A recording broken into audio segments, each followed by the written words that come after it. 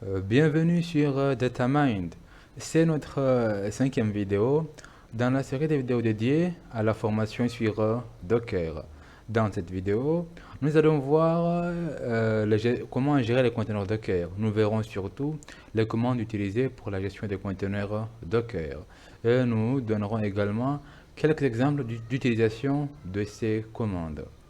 Les gars, si vous êtes nouveau sur la chaîne, n'oubliez pas de vous abonner et de liker si le contenu de la vidéo vous plaît, bien sûr. On a vu dans la vidéo précédente que Docker est un outil de virtualisation d'applications ou de virtualisation de conteneurs. Il facilite la création, le déploiement et l'exécution d'applications. Une fois les conteneurs en cours d'exécution, il est important de savoir comment les gérer. Cela comprend la gestion du démarrage, de l'arrêt, de la suppression et de l'inspection des conteneurs. Pour démarrer un conteneur Docker en cours d'exécution, on peut utiliser la commande docker start, suivie du nom ou de l'ID du conteneur. Par exemple, dans cette commande ici, on suppose qu'on a un conteneur Docker qui est nommé myContainer. Donc si on tape la commande docker start myContainer, ça va démarrer le conteneur myContainer. Donc ça suppose ici que vous avez téléchargé votre image et que vous avez construit votre image, votre conteneur plutôt à partir de l'image. Et vous l'avez nommé myContainer. Donc pour cela, vous pouvez taper la commande docker start pour démarrer le conteneur. Vous pouvez aussi utiliser la commande docker stop pour arrêter le conteneur qui est en cours d'exécution. Vous pouvez également utiliser la commande docker rm pour supprimer un conteneur. Pour la suppression d'un conteneur, si le conteneur est en cours d'exécution, il faut d'abord l'arrêter avant de lancer la commande docker rm. Vous pouvez aussi inspecter un conteneur qui est en cours d'exécution avec la commande docker inspect. Cette commande fournit des informations détaillées sur le conteneur, telles que son adresse IP, ses variables d'environnement, etc. On va donc maintenant voir comment utiliser ces commandes avec quelques... Okay. Donc pour cet exemple, je vais premièrement ici télécharger une image MySQL et la dernière version de l'image qui sera installée. Comme ça, on pourra essayer les commandes que nous venons de voir ici. Donc là, moi j'ai déjà ici l'image MySQL qui est en local. Donc je fais un docker images qu'on a vu précédemment parmi les commandes de base pour voir ce que j'ai ici comme image. Par exemple, moi j'ai MySQL, j'ai d'autres images également qui sont disponibles. Donc vous, si vous n'avez pas encore l'image MySQL, il va forcément le télécharger. Donc là, je vais créer un conteneur qui exécute l'image MySQL avec la commande, on a vu, docker run-it en mode interactif. Et je donne le nom, par exemple, au conteneur et je l'appelle database server 1, par exemple. Database server 1. Et je mets juste comme ça. On a vu, je vais spécifier une variable d'environnement ici, qui est le mot de passe du root, MySQL root password. Et je donne par exemple ici, comme d'habitude, mind pour faciliter un peu les choses. Ok, et ici, je lance, je spécie le nom de l'image, donc c'est MySQL. Donc ça va démarrer un conteneur qui s'appelle dbserver1 avec comme mot de passe root MySQL. Je clique sur Entrée. Si je ne mets pas l'option, on va profiter également de voir d'autres commandes également.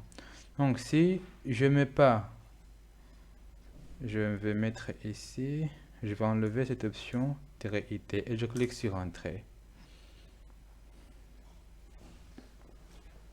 Ok, donc on attend que ça se termine. La création, donc ça c'est initialisé. De la base de données. Et normalement ça doit être ok. C'est bon. Si vous ne, vous pouvez par exemple lors de la création de la base de données attribuer un mot de passe aléatoire, mais c'est mieux de spécifier un mot de passe pour ne pas avoir à le modifier après. Donc là, le serveur est lancé sur le port 3306 qui est ici. Je vais également ici lancer un autre conteneur MySQL. Ici, je fais docker run. Le nom, je l'appelle db replication, db repli, tout simplement. Je spécifie l'image MySQL. Si je fais seulement ça, voilà, donc il me demande de spécifier forcément un mot de passe à la base de données. Donc soit je mets le MySQL with password, je peux aussi ici MySQL allow un petit password pour qu'il ne, je peux mettre cette option à true ou bien à yes pour que ça puisse permettre l'utilisation du mot de passe du compte route sans mot de passe. Je peux aussi spécifier un random password ici MySQL random password tout simplement. Donc je fais ceci MySQL, je tape la commande ici et je mets -e et je copie tout simplement ceci. C'est pas copier avec ce clavier là. Ok, c'est bon. On contrôle C et je le mets ici. MySQL random password. Je clique sur Entrée. Il a refusé. Le repository name master. J'ai placé là-bas. Donc c'est db repli doit être ici. Après le name, juste après le name, c'est db replication comme un exemple ici. Il me dit que quand j'avais lancé la commande, la première commande, cette commande ici avec l'erreur, il a attribué déjà, il a créé en fait, il a créé un conteneur, mais il n'a pas pu démarrer le conteneur parce qu'on n'avait pas spécifié le mot de passe. Donc il y a un conflit ici. Le conteneur DB-repli existe déjà, donc je vais le supprimer d'abord. Comment? Donc on a vu que pour supprimer un conteneur, on peut utiliser la commande dockrm suivi du nom du conteneur. Moi je l'avais appelé db repli, tout simplement. db repli, no such. Oh, j'ai mis underscore ici et je mets tiré comme ça. Donc là, le conteneur est supprimé et je peux relancer, retaper la commande plutôt ici, db repli et cliquer sur Entrée. Et normalement, donc la commande, le empty random password, je pense qu'il y a une option ici qu'il faut mettre. Je le mets à yes pour voir. Il me demande encore de supprimer le conteneur là. Je vais le supprimer, je vais replier et je vais relancer le conteneur. Et là c'est bon. Donc là, ce qui va se passer, il va créer le conteneur et il va attribuer un mot de passe aléatoire. En attendant, je vais revoir ici le conteneur qu'on avait créé, donc c'est déjà en cours d'exécution. J'ouvre encore, je vais renommer cette commande ici, db repli, comme ça. et je vais ouvrir une autre commande ici pour voir les commandes qui sont, les conteneurs plutôt qui sont en cours d'exécution. Je tape la commande docker ps. Donc actuellement j'ai mes deux conteneurs qui sont ici en cours d'exécution. L'image, utilisant l'image MySQL, voici le container, leur ID, ainsi que les ports. Tous deux tournent sur le port 3306. Il peut y avoir des conflits, surtout pour pour l'accès à ces conteneurs-là. Pour cela, je vais tout simplement arrêter le conteneur qui vient après, le conteneur DB repli.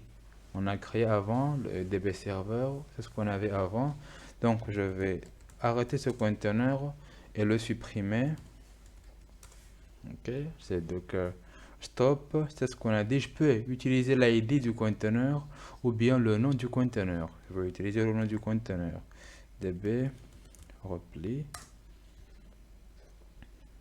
Et là, le conteneur, si je tape encore docker ps, j'ai un seul conteneur qui est ici en cours d'exécution, que le DB server, et je vais le supprimer le DB repli. Docker ok, rm db repli, et c'est supprimé. Et je vais le recréer, docker run -it, et je lui donne le nom du conteneur, je l'appelle toujours db repli, sauf que cette fois-ci je vais lui donner l'option -p pour spécifier le port 3307 cette fois-ci et 3306, et je mets le nom de l'image, c'est MySQL. Je mets également un mot de passe. Je mets une variable d'environnement ici, -e, toujours variable d'environnement, et je mets ici cette fois-ci, je dis hello empty root password, où je mets tout simplement le mot de passe root, où je mets un random password qui est yes, tout simplement. C'était là. Encore c'est ça, donc MySQL root password, ou bien je peux je vais autoriser le mot de passe, la connexion sans mot de passe, même si c'est pas une bonne option. Donc on prend le MySQL random root password qui est ici, MySQL random root password, et on a vu que c'est yes, et on relance le conteneur. Donc là c'est bon, je reviens ici, je suis sur DataMind, le port 3306, j'ai un autre ici, c'est lancé, c'est arrêté, shutdown complete, j'avais lancé la commande d'arrêt là-bas, et l'autre qui est en cours d'exécution ici. Donc là par exemple, je vais laisser, je viens ici et je tape la commande